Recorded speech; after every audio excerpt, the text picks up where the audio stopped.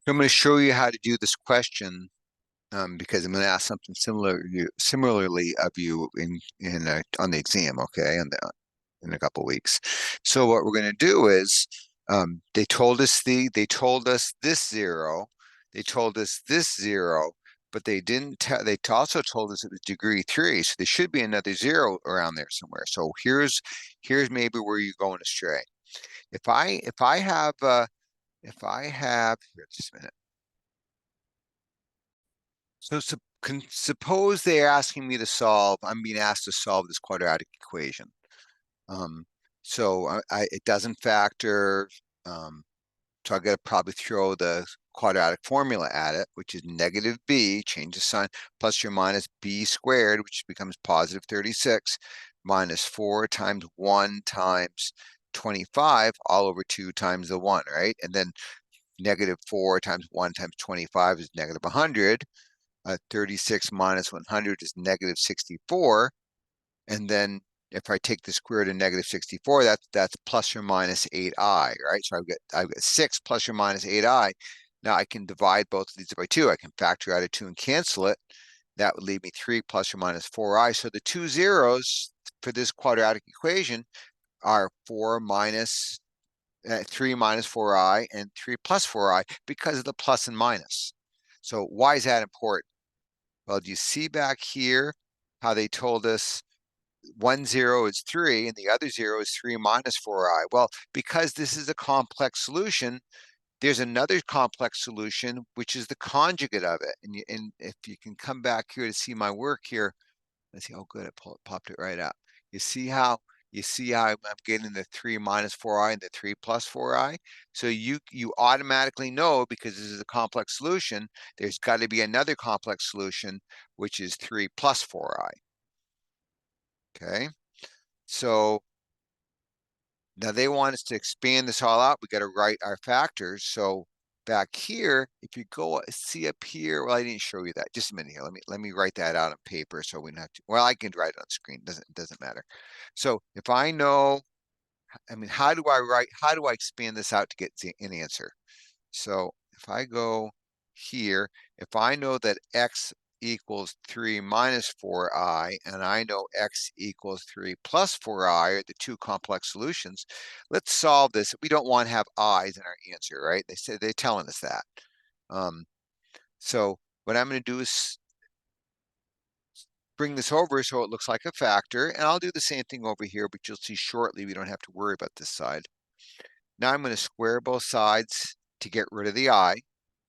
Well, I got to FOIL that, so I get x squared minus 6x plus 9, right? First, outside, inside, right? And just in case, I hope you know this, but just in case, you got to, when you see a binomial squared, you got to write it twice, and then you're going to expand it first times the first, outside, inside, combine those. That's where I got the negative 6 from. And then the last, negative 3 times negative 3 is positive 9. And on this side, I'm going to get positive 16 times I squared, right? And I squared is negative 1. So what I'm getting here is, oh, where's an eraser? I'm going to just write that as negative 16. And what if I would do the same thing with this other root? That's going to give me the same polynomial, right? X squared minus 6x plus 9. And then if I square 4, I get 16, and I squared is negative 1. So see how that's exactly the same situation. So we don't even have to worry about this one. That's coming from that quadratic formula. Remember what I showed you, if you solve that x squared. So what I did here, let me see if I can pull that up. I don't know if I can. Sometimes this computer doesn't let me do those kind of things. Nope, I can't pull up my work, what I had. So, but what I did is I expanded this. See, if you add 25, add 16, you get 25. And that's the quadratic formula that I solved to show you where the conjugates come from. Okay, so that's what we have. We have x squared minus 6x plus 25. That's one factor coming from these things. Remember, I've added 16 to this side. And then the other zero is x equals 3. So that means x minus 3 is a factor. Now we just got to expand this. Let me do some erasing here. I need a lot of space to do this kind of work because I write large.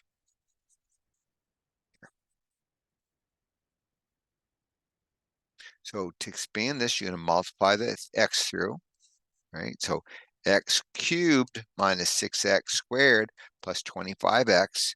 Then I'm going to multiply the negative 3 through. That gives me negative 3x squared plus 18x minus 75.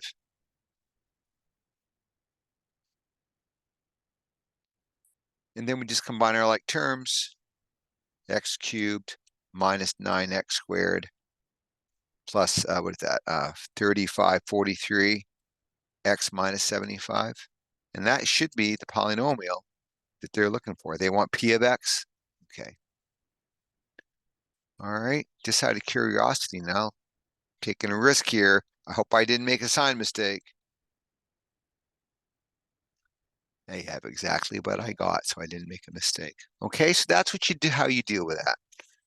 Hopefully that helps. Hopefully you can do this now on the exam.